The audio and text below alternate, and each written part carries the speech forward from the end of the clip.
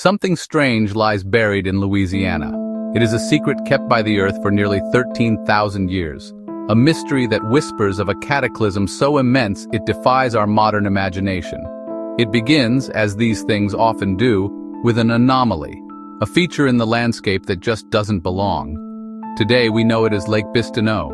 But what if this placid body of water is not a gentle work of nature? What if it is a scar? A wound left upon the face of our planet by an event that violently reshaped the world and human history along with it. Around this place, strange materials have been found. Bizarre, glassy objects that look like they were forged in an impossible heat. Something descended from the heavens with unimaginable force. It struck this part of North America with the power of many thousands of nuclear bombs, and in doing so, it may have wiped an entire chapter of the human story clean from the record, leaving only these cryptic clues behind for us to decipher. The science behind this discovery is as fascinating as it is frightening. Researchers, brave enough to challenge the established narrative, have taken a closer look at the evidence. They have found that the basin of Lake Bistineau is an impact structure, likely not from a solid meteorite, but from an airburst, a fragmented comet exploding high in the atmosphere, unleashing a torrent of superheated plasma that scoured the landscape below. It was not a punch. It was a blowtorch from the sky. Using sophisticated techniques like radiometric dating, scientists have pinpointed the age of this event. The date they arrived at is staggering in its implications, roughly 12,800 years ago. This date is not random. It corresponds precisely with the onset of a mysterious and catastrophic period in Earth's history known as the Younger Dryas. It was a sudden, violent return to Ice Age conditions that lasted for over 1,000 years. The glassy fragments themselves, when examined under electron microscopes, tell a story of extreme temperature and pressure, consistent only with a cosmic impact. They are tektites, impactites, formed when earthly materials are melted and instantly fused in the fury of a cosmic collision. And this data is being found not just in Louisiana, but at dozens of sites across the world, all dating to the same narrow sliver of time, 12,800 years ago. This brings us to a possibility that mainstream archaeology has long refused to consider. What if, before this cataclysm, there existed a great advanced civilization on Earth? A civilization that was the equal, and perhaps in some ways the superior of our own. A culture with a deep understanding of astronomy, of engineering, of the very cycles of the cosmos. A seafaring people who had mapped the world and established outposts across the continents. A civilization that we have almost entirely forgotten. The date of the Louisiana impact, 12,800 years ago, aligns perfectly with the time frame that the ancient Greek philosopher Plato gave for the destruction of Atlantis. He wrote that Atlantis was destroyed by earthquakes and floods in a single terrible day and night. For centuries, this story has been dismissed as a mere fable. But what if Plato was preserving a genuine, inherited memory of a real event? A memory of the Younger Dryas impact and the global devastation it caused. This is not a search for a single sunken city. It is a search for the survivors of a global catastrophe. Survivors who, shattered and traumatized, sought refuge among the hunter-gatherer populations of the world. They would have carried with them the seeds of their lost knowledge. And perhaps it is their influence we see in the sudden emergence of sophisticated agriculture, architecture, and astronomy in places like Göbekli Tepe. We see their fingerprints all over the ancient world. In the pyramids of Egypt and Mexico, aligned with breathtaking precision to the stars. The ghost of this lost civilization haunts our past. Let us try to imagine that day, the day the world changed forever, 12,800 years ago. For the people on the ground, it would have begun with a new star in the sky, a star that grew brighter and brighter with each passing night. Perhaps their astronomers and priests, the wise ones who watched the heavens, knew what was coming. Perhaps they saw the signs and understood the terrible destiny that was approaching. A destiny encoded in the clockwork of the solar system. Then, the terrible spectacle would begin. The object, a massive comet, perhaps many kilometers wide, would have fragmented as it approached Earth. It would have filled the sky with a terrifying procession of fire and light. They would have exploded in the air with a force that dwarfs our entire nuclear arsenal. These were not impacts in the traditional sense. They were aerial detonations of unimaginable power, The shock waves would have flattened forests for thousands of square kilometers. The thermal pulse would have incinerated everything below, melting the very rock and soil.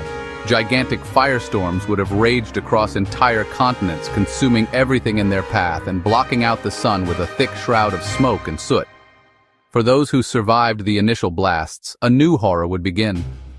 A long, dark winter. A nuclear winter, but one caused by a cosmic, not a human hand. This was the Younger Dryas impact event. Evidence for this event has been found on multiple continents.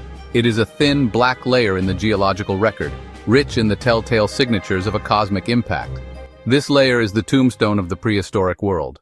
The research of brave and pioneering scientists like Dr. Alan West and the Comet Research Group has been instrumental in bringing this cataclysm to light. But their findings come with a chilling and urgent warning for our own time. Dr. West and his colleagues argue that such events are far more common than we have been led to believe. The Earth periodically passes through the dense, debris-strewn path of disintegrating comets known as the Taurid meteor stream. This means that we are not safe. We are living in a cosmic shooting gallery. An airburst event like the one that happened over Louisiana could occur over a major city tomorrow. We are, in many ways, more vulnerable than our ancestors. Our complex, interconnected systems of power, communication, and food distribution are incredibly fragile. They are a house of cards, and a cosmic impact would be the gale that blows it all away. Are we prepared? Are our governments and space agencies taking this threat seriously enough? Are we investing enough in detecting and potentially deflecting these cosmic objects? The glassy crater in Louisiana is therefore not just an archaeological curiosity. It is a mirror. It reflects a forgotten past, but it also reflects a potential future. We are not the masters of the universe. We are inhabitants of a small, fragile planet in a vast and sometimes violent cosmos. We are the first generation in human history with the technology to potentially do something about this threat. The question is, will we have the wisdom to act before the sky falls again? Why are these ideas, supported by a growing mountain of physical evidence, so fiercely resisted by mainstream archaeology and geology? The answer lies in the nature of scientific paradigms. Academic disciplines are built upon a foundation of accepted theories and doctrines. To challenge this orthodoxy is not just to propose a new idea, it is to threaten the entire intellectual structure that has been built over generations. The established story of human prehistory is one of slow, gradual, linear progress. Hunter-gatherers slowly figured out farming. Villages slowly grew into towns, and towns slowly grew into cities. It is a simple, comforting narrative. But the idea of a lost, advanced civilization that was wiped out by a global cataclysm violently disrupts this story. It introduces a radical discontinuity. It suggests that history is not a straight line but a series of cycles of creation and destruction. When confronted with evidence like the Louisiana crater or the nano-diamond layer, the response from the guardians of orthodoxy is often not one of curious engagement, but of dismissive skepticism. This is not the scientific method at work. This is the behavior of a priesthood defending its dogma against a heresy. The truth does not care about academic reputations. It is written in the rocks, and it is waiting to be read. If a cataclysm of this magnitude really happened, is it possible that all memory of it was lost? I do not believe so. I believe the memory survived in the language of myth. All around the world, from every culture on every continent, we find the same recurring stories. Stories of a great flood, of fire from the sky, and of a golden age that was lost in a terrible cataclysm. In the Americas, the Mayan Popol Vuh speaks of previous creations of humanity that were destroyed by floods and a rain of fire. These are not just charming campfire stories. Look at the Hindu myths of the Pralaya, the cosmic dissolution at the end of each age, followed by recreation.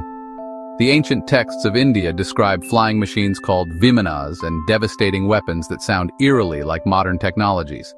I believe they are distorted, fragmented, and mythologized accounts of a real historical event, the Younger Dryas cataclysm. The details change from culture to culture, but the core elements remain the same.